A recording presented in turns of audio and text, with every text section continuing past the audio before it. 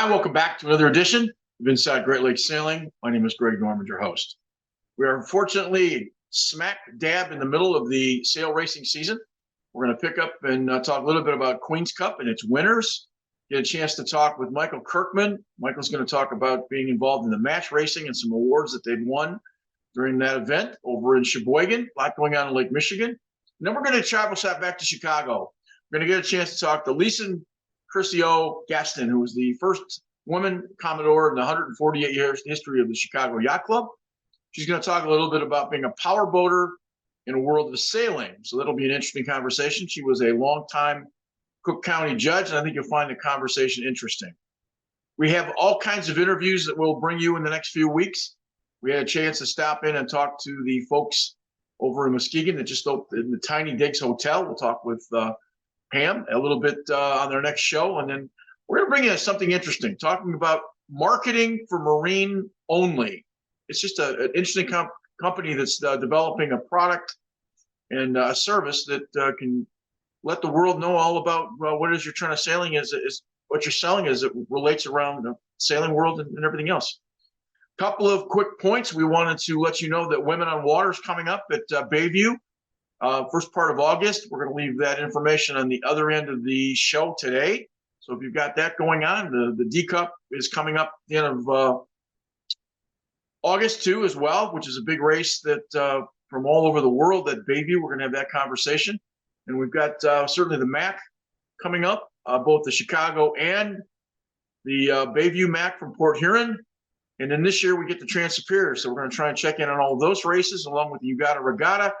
And we're going to certainly stay busy. But up front, Bob Hughes and Heartbreaker were the first winners of the first big race of the season for Queen's Cup. We're going to talk to Bob about an interesting race and some broken equipment that he'll explain in pictures, and we'll do that in about 30 seconds. Welcome back. We're talking with the great Bob Hughes, who was one of the best 52 riders in the Great Lakes, in the Great Lakes Series. The boat Heartbreaker just winning the 84th rendition of the Queen's Cup that was run from Friday night to Saturday, coming across from South Lake Yacht Club over to the Muskegon Yacht Club. And Bob, first of all, congratulations on the win. It's always nice to get the first one. But the first 452s were within about 9 minutes of each other from first to fourth. But having it be a 65-mile race and you only basically tacked 69 miles must have been basically a beam race and kind of a sprint all the way across the lake. Yeah, it was a beautiful night on Lake Michigan, and we had 752s on the line. So quite the drag race, quite the start that was important, and sailing the boat fast along the way. But it was almost a full moon, relatively flat water, and just a beautiful drag race straight across the lake. Is it nice to get a win like that early in the season? Because you guys obviously have had a Macatawa event earlier in June, but this is sort of the first big race, if you will, as we get into the MAC races and Trans-Superiors. Yep. Well, everybody in the class is fighting hard to win the season championship. That's like everybody's goal. And this is one of the events. And the Queen's Cup and the MAC races count just as much as winning a 3-day buoy regatta. So we're all out there fighting and scratching to get each one. And that's why you see 7 boats there. So super important. Bob, when you've got a steady win like you had, and it's a pretty straight course, is that better? Is that something that makes you happy as a skipper?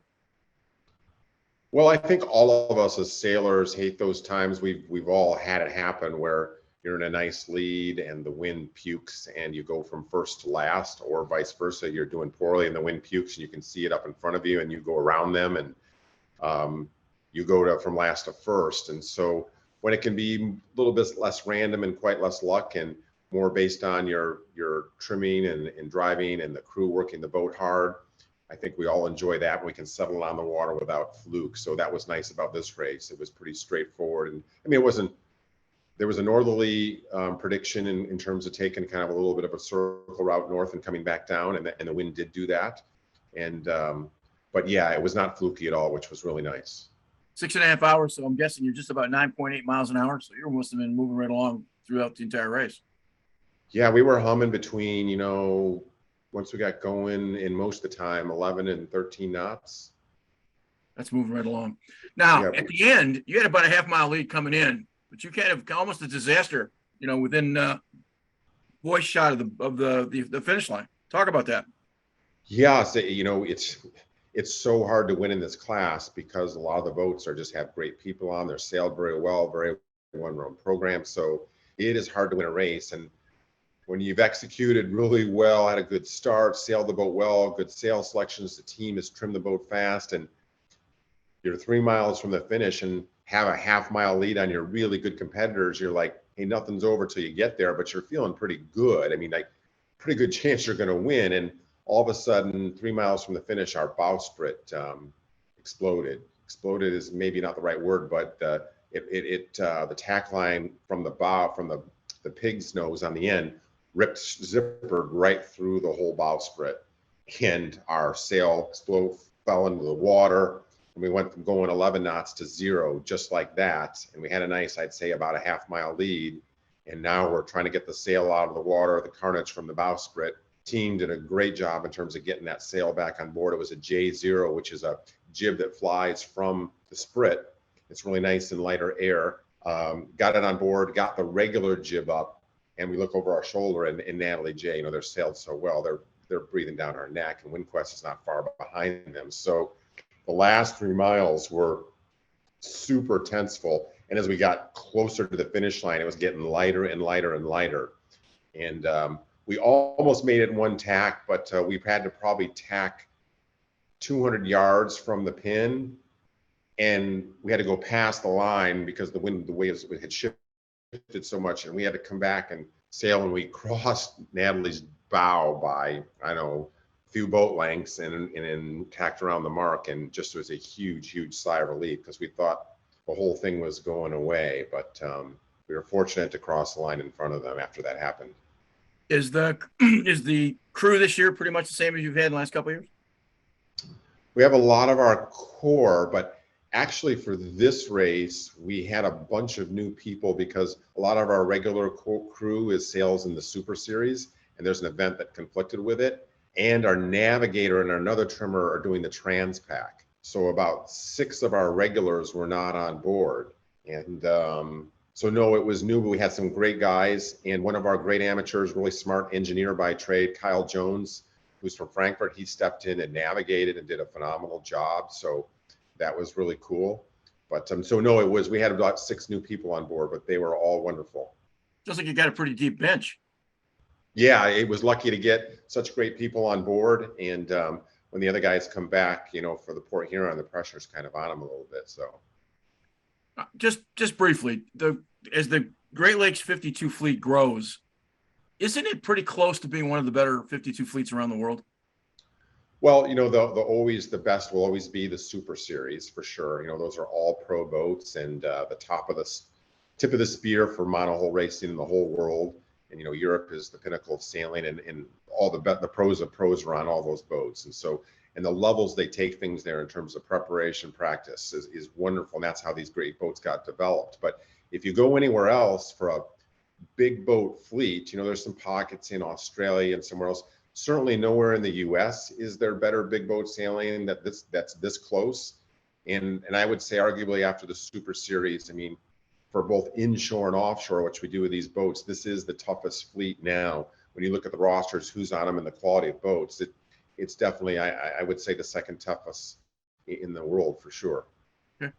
And then I'll ask a couple questions. Next race, I'm assuming, would be Mac, Bayview? Port Huron, yes. Port Huron, absolutely. Looking forward to it. So you have to bring the boat. I'm assuming your boat's in Muskegon? Yes, it's out of the water now and working on a bowsprit. So I've got a really trashed one if you're in the market for one. So just out of curiosity, what's a bowsprit for a 52 cost? I'm just curious. Oh, I don't even want to know. We have 2 of them, fortunately, but they're made out of carbon and they're custom, and yeah, they're not cheap. They cost more than I probably want to know. So I get it. Are you going to get your regular crew back then for the Port Huron Mac? Yes, we have our regular team pretty much for the rest of the year, and it's going to be great because we jump right into both Mac races and then Harbor Springs. So in July is 3 big races back to back, and we race, of course, 3 days in Harbor Springs, which to me is you can't find. I've been fortunate to race all over the world, all over the U.S. I think it's one of the best locations in the world to race. And then we have another regatta in Harbor Springs a couple of weeks later, and then the season finishes up back in Macatawa at the end of September, which will be cold and windy and fun. Okay. Well, listen, congratulations on winning the Queen's Cup, and we will certainly see you in Port Huron in probably a couple of weeks. Yeah, and one other thing I would mention though was neat. The 7 boats. We had 2 new boats. Eric Weinsman, a gentleman from Milwaukee, I forget, Legacy, and great amateur teams that have put these things together. And these guys beat a couple of the all-pro brand new boats, and so it was really neat to see them out with older boats in a race like the Queen's Cup and beat some, 100% pro newer boats. And so more people should join the fleet. It's a lot of fun. We had a chance last year to talk to Eric a little bit about Usual Suspects, and the cool part about it is he literally treats it like it's a beer can boat. It's in the same slip he was at Macatawa as he had his other boat. They sail it as a family for the most part. I mean, they do have some pros on the boat, but it's really a completely Corinthian way of going about it than maybe the way some of you guys do, because it is a fun family endeavor for him. It's a different approach, and he's winning, which tells you something a little bit about both the talent on his boat and the boat itself. Yeah, it's great. And word is out now that one of the best 52s from Australia that won the Hobart, I don't know, 2 or 3 times, is headed to the lakes next year. So it's going to get even better. What's the name of the boat? I'm not really allowed to talk about it. Okay, so you'll hear about it. Okay. But right, yeah, it'll make the fleet even more exciting. So it's a really great sailing family that is very well known around here. So it'll be good. Well, listen, I appreciate your time. Like I said, we'll see you in a couple of weeks. So thank you. You have to take care. I want to thank Bob for talking with us a little bit about Queen's Cup and get the 52s ready. We're going to do a good job of covering hopefully that series and that fleet as they get entangled in all kinds of competitive natures here in the next few weeks. I think it'll be pretty interesting. Up next, we're going to talk to Michael Kirkman about an award that comes off the water for being a good guy, and we'll talk about his crew. And we'll do that in about 3 seconds. We're getting a chance to talk with Michael Kirkman, who was just coming back from the 2023 U.S. Sailing Match Racing Championships in Sheboygan. It's a 10-team invitation set on by Lake Michigan, playing against some of the best sailors in the country. And he took a 4th place overall. So let me just ask a real quick question, because I want to get into the award part of what you did. You guys had a great experience. Didn't quite finish off like you'd like to, but talk a little bit about the race. Yeah, it was definitely a really intense regatta. There you have, as Greg said, 10 of the best sailors in the entire country.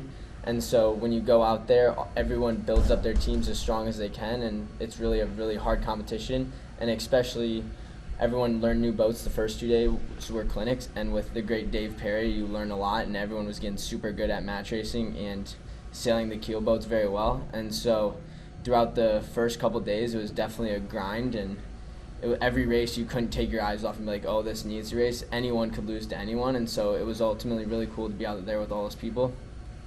We started out the regatta pretty well. The first day it was actually pretty light, and so we went 1-1. We only got in 2 races. But then the second day, it was the most beautiful day you ever could have match racing, and I think we got in 11 flights, which was a lot of racing, which was very fun, and it was perfect conditions. It was blowing like 8 to 10, and it was perfect for those boats, and had a really fun time. Was doing pretty well. Sadly, lost in the semifinals and then in the petite finale, but ultimately had a really cool experience. This is not your first time in this event. You've been in it before and have had some success before. Yeah, so I actually sailed in this regatta last year. It was held in Long Beach, California, and we raced in these Solings. And last year I sailed with a kid named Hayden Earl from New York Yacht Club and Chapman Peterson, who I sailed against this year. And it was a really cool experience sailing with them last year, and after getting 3rd last year, I knew I really wanted to come back and create my own team and have my own chance at it. So came back this year and had a fun time. Of the 10 teams invited, how many Great Lakes teams? Because I noticed you're talking about Harvard racers. We're talking about some serious competition here. I think we were the only team from the Great Lakes. Okay. The rest were from, there was a couple California teams, some East Coast teams, a Florida team, some Texas teams, not much of the Midwest. So real honest-to-goodness national championship. Yeah. So, this was the best as it gets. On your crew, Doug Cowan, yep, Ryan Hexter, and Sophia, I'm not sure of her last name. Sophia Hackett. Hackett. Obviously a good team. And how many teams were co-ed? Just curious.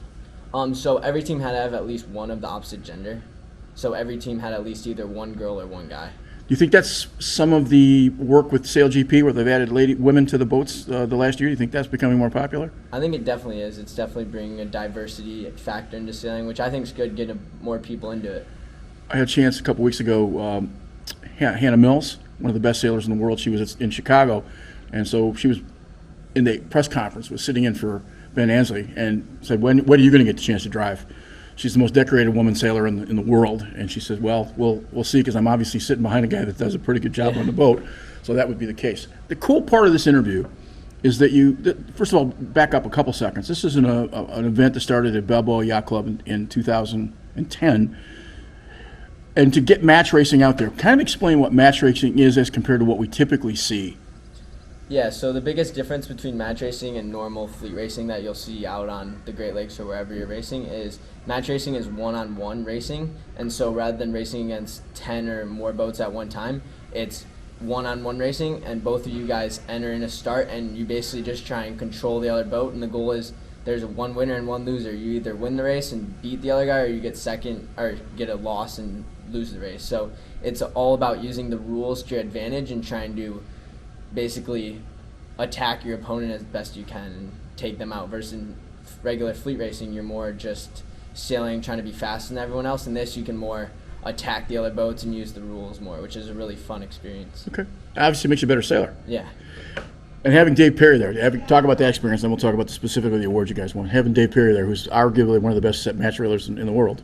Yeah, I mean, Dave Perry's written the racing rules of sailing, so having him there was definitely a really great experience. Like, you would ask him any question you had of any situation throughout the practice or in the regatta. You'd be like, so say I'm this boat in this situation. He knows the rules and what to do so well in match racing that you could be like, yeah, in that situation you want to do this and then do this, and it was really helpful because he was able to walk you through any situation, and he makes anything that he talks about so interactive.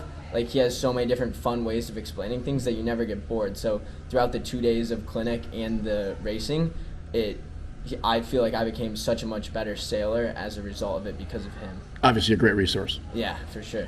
Now, didn't finish the way you wanted, obviously, but you were lucky enough, voted by peers, you walked away with I'm going to get this right, Nick Scandone Sportsmanship Award, which Nick was unfortunately a sailor who was struck with ALS, and he was a Paralympian.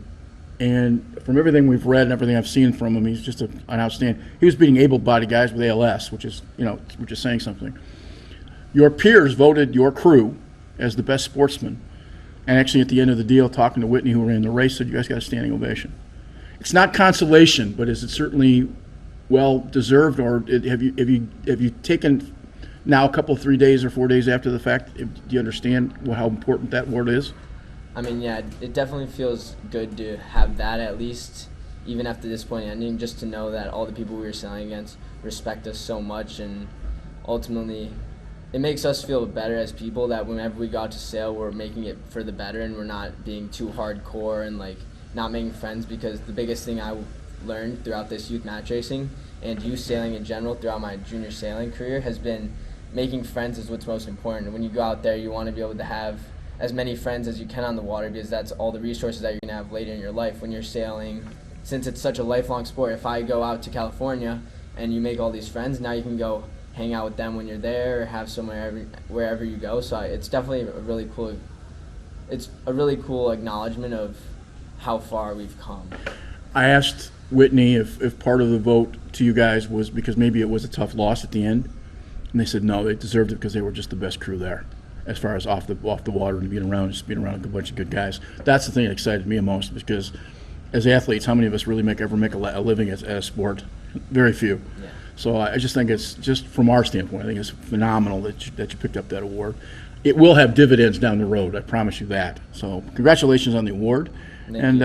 Hopefully next time you maybe come back with the award and first place. Yeah, for sure. We want to thank Michael for talking with us a little bit about the race up in Sheboygan. It was a match race for the best 10 young crews in the country. And we certainly are very proud of them, that having won a sportsmanship award, because after kind of getting kicked in the face in the finals, they come back and his competitors all told him that they were the best guys there. So that, I think, makes a huge dent into what sailing and what the sport of sail racing is all about. Up next is the new Commodore for the Chicago Yacht Club. We'll be back with her in a couple seconds, and I think you'll enjoy the interview. Hi, welcome back. We're talking with the new Chicago Yacht Club Commodore.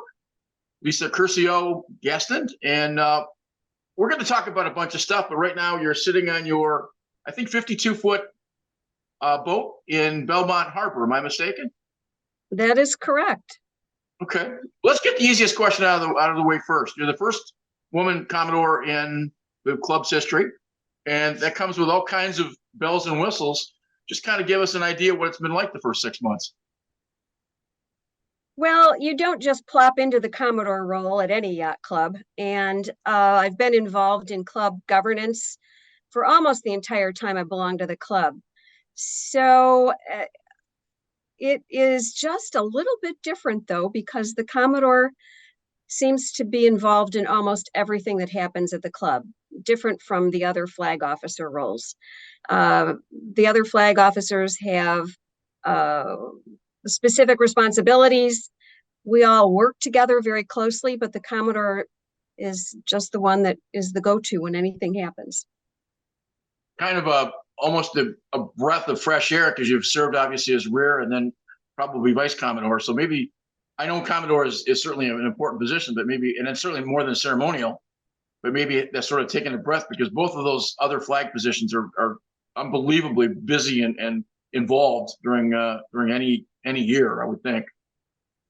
The worst is rear. I have to admit that I never was rear. I went right into vice, and I've been secretary of the club as well. It's just different. The Commodore does not have the intensity of work that in particular the rear has, but it's just much broader based, all of the things that happen. It seems as though there's always something for the Commodore to do. All right, now your background professionally is you were obviously a Cook County judge. Prior to that, you were a lawyer. So that's got to give you some background of being able to sort of navigate the waters of administration and kind of get things in order. But explain a little bit difference maybe between being on a bench where you are completely in charge, where the possibility is Commodore. It's a little bit different with trying to get people to go in a specific direction. I got to believe that that's got to be a challenge for anybody taking over a Commodore spot. It is certainly a difference in terms of leading, I think, any volunteer organization. The most important thing is to be able to be collaborative and yet to keep things on track. So it's certainly a fine line that I think that I have to walk, that any leader of a volunteer organization has to walk. And of course, volunteers are doing it for the love of the organization. No one's getting paid for this. We certainly have professional management, but the people that are doing the work to manage the club outside of the professional side need to be appreciated. They need to be listened to. And sometimes you just have to let people go with things. Whereas when you're on the bench or even in legal profession, it's not quite so, what shall I say? It's more defined when you're in those positions than you are in a Commodore position. In 2023, you obviously are the first woman Commodore. In 2020, I believe you had elected a Hispanic Commodore, if I'm not mistaken. Dumb question. It was before, it may have been 19. Okay. Yeah, COVID, I think, put all of us in this time warp that we can't keep track. No, I get that. But a very simple question. Is it something we should even be talking about? Should we be talking about what it is you're trying to accomplish? And whether you're female or male, or, does it really matter? I guess maybe that's a better point. Okay, the job is the same no matter what. Gender, race, ethnic background, the job is the same. And so the only reason I think to talk about it is to make it clear that it doesn't matter. I think, well, in today's world, it still matters at some level, but it is possible. And one of the things that I am really trying to do, it's not about me, it's about the fact that young women should look at this as possible if they want to do it. And the same thing for any ethnic background, any racial background. It's a matter of, obviously, you've got to have the opportunities. And I think it's important that we work to make sure that everyone has the opportunity. I think with 1,250 members, and I'm assuming that that's divided 50-50 between sail and power, that would seem to be a bigger cavern to negotiate between sailors and power boaters than any sort of ethnic discussion, because they're a very different set of group. You know, obviously they bring different challenges to the table. So I'm sure that you've got, you know, your work cut out for you from that standpoint. But let me be real specific. What is it? You're coming into this position, obviously, in January. You obviously got a set of agendas. I know one of the targets that kind of got thrown to the side with the club is that you were looking at restoring the Belmont clubhouse, which is, I guess, 100 years old. I didn't realize it was that old. So maybe talk briefly about a couple of things you want to get done or are working on getting done during your administration, and then talk a little bit about where the Belmont clubhouse progression is. I'll start with Belmont. Yes, it certainly was cast to the side when we were at the point of actually going to bid, and we're building a new facility because our existing facility is 100 years old. And it really needs different types of facilities, using the same word over again, but we need things that are different today than we needed 100 years ago or even 50 years ago. Our Belmont, we call it Belmont campus, but it's really our boating center. It's where we run our sailing school. It's more casual than our Monroe station, and we need to have that space be flexible to accommodate not just member dining, which is only a small part, really. I mean, it's an important part, but we need to be able to accommodate the kids, and our sailing school is open to the public. We want to use our Belmont Boating Center more as a community outreach space, all kinds of things that we need to do there. So we've actually built the barge that it will be on. It's a floating facility. The barge has been built. We're in the process of designing now to try to accommodate all of our needs, which of course, it's only 100 feet by 50 feet. It'll be 3 levels, but it's not that much space when you're talking about all the things I just mentioned. So that is very much at the top of the list for us to try to get that moving forward and completed. Our hope is to get it done in 2025, which will be our 150th anniversary year. So there's that. And then sort of along those lines, one of the things that's important to me is that we are reaching out to the community as a whole to encourage people to look at boating and the lake as part of the advantages we have in the city. I think we do that through youth, first of all, because it's always easier to reach out to kids. And we have a foundation that's working on that, but also to make people recognize what we have here in Chicago, which is an unbelievable asset. And you do too in Detroit, but I think that so much of our city doesn't recognize the beauty of Lake Michigan. Does the cost of getting on a boat, does the cost of just, you know, the process of getting to the kinds of places where you can get on even a small boat, that's certainly a hindrance. And there certainly is the, you know, even today there's a stigma that, you know, sailing is and boating is for a little more wealthy folk than just everybody else. What are you guys doing at your club to get more kids on the water? The sailing school is the obvious thing. But I think more importantly, because the sailing school is not cheap, you know, there's tuition there, even though it's open to the public.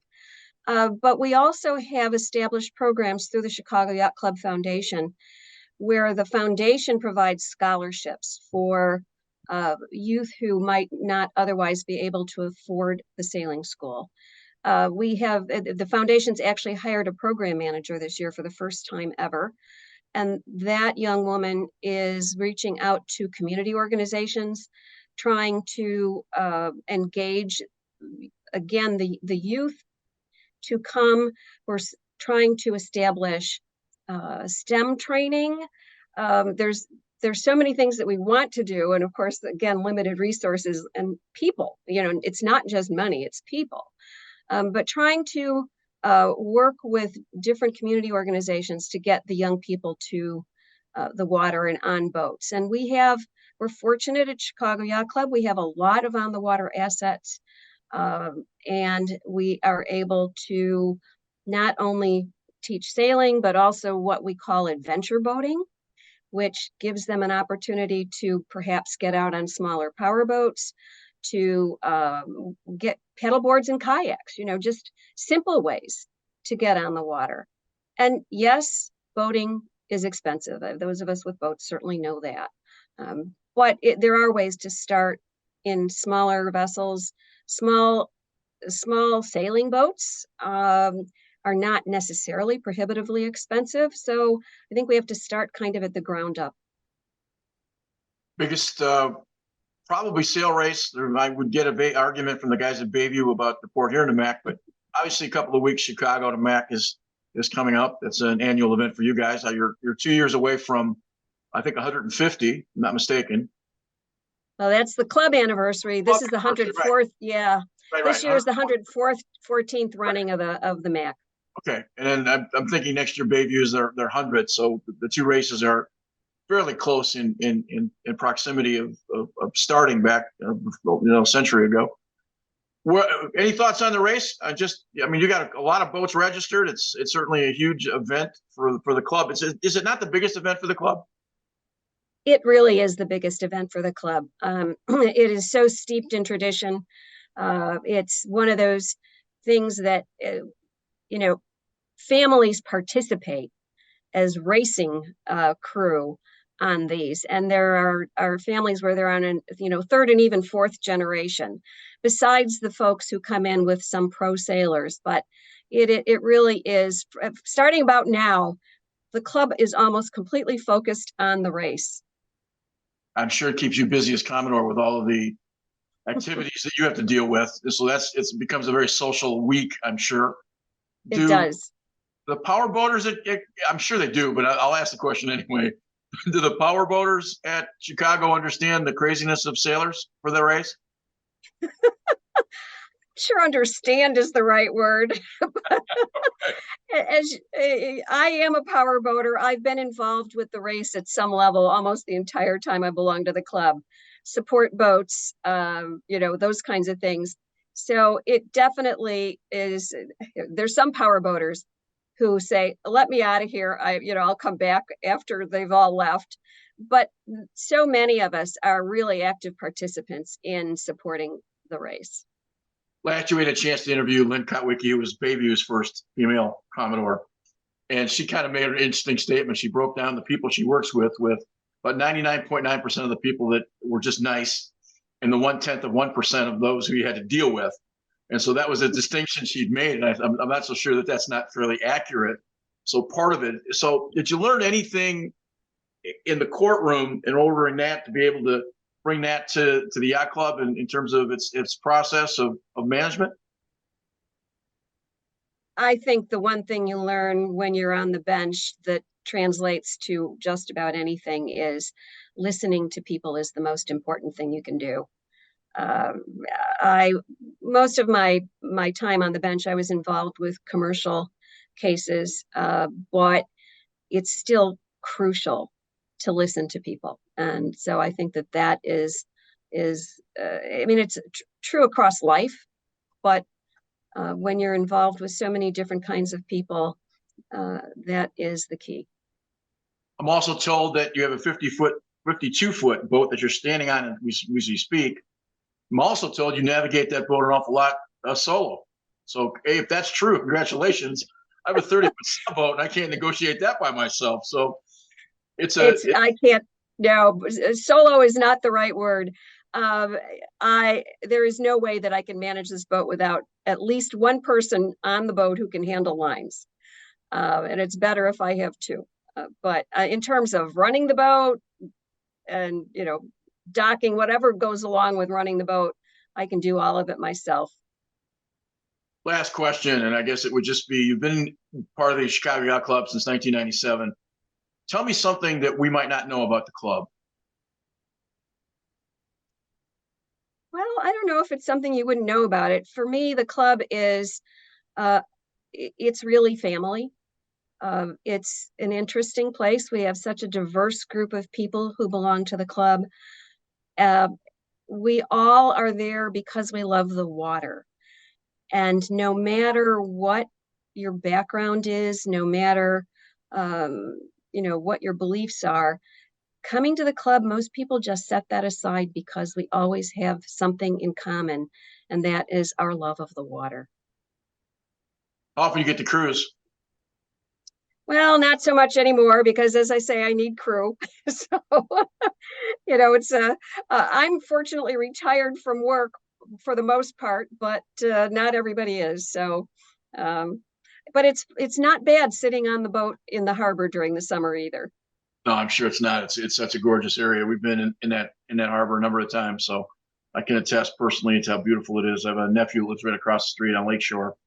So it's maybe one of the best places in all of the Great Lakes if you want to just sit and enjoy a cocktail. And same kind of thing. You and I are about a year apart in age, and I keep wanting to find my way to the back of the sailboat, and I find myself being busier at 69 than I was at 59. So it becomes the nature. And the reason, and certainly the reason we wanted to interview you was just the idea that these changes are happening and things. And I think it's important for younger folks who watch this that hey, anything's possible, and it is what it is. So listen, I appreciate your time, your honor. I appreciate your time greatly, and have a great race. And hopefully, will you be up on the island for the end of the race? I will be up on the island. You'll be able to find me. I will hopefully walk over and say hello, and we can spend a couple seconds talking. So thanks for coming on board with the conversation, and appreciate your time. Well, thank you for talking with me. I appreciate that as well. Want to thank Lisa for spending a couple moments from Bellhot Harbor and her 52-foot boat, talking a little bit about what it's like to go from being a judge at Cook County into the Commodore role, first woman Commodore in Chicago Yacht Club history. And I think it's a great honor. And hopefully we'll get a chance to see her up on the island for the Chicago Mac race coming in a couple of weeks. And we also want to thank Michael Kirkman and congratulate his crew, as well as we want to thank Bob Hughes for coming aboard, and I'm sure you'll see Bob more. It looks like they're going to be very competitive for a year for this summer. And again, we look forward to what's coming, and we'll probably bring you another show here in the next 3 or 4 days. Mac's just around the Bayview port here in the Mac is just around the corner. And again, don't forget Women on Water. That's also happening in the first part of August. But for the moment, let's concentrate on those long sail races in both Lake Michigan and Lake Huron. And we'll be back next week with some of that information.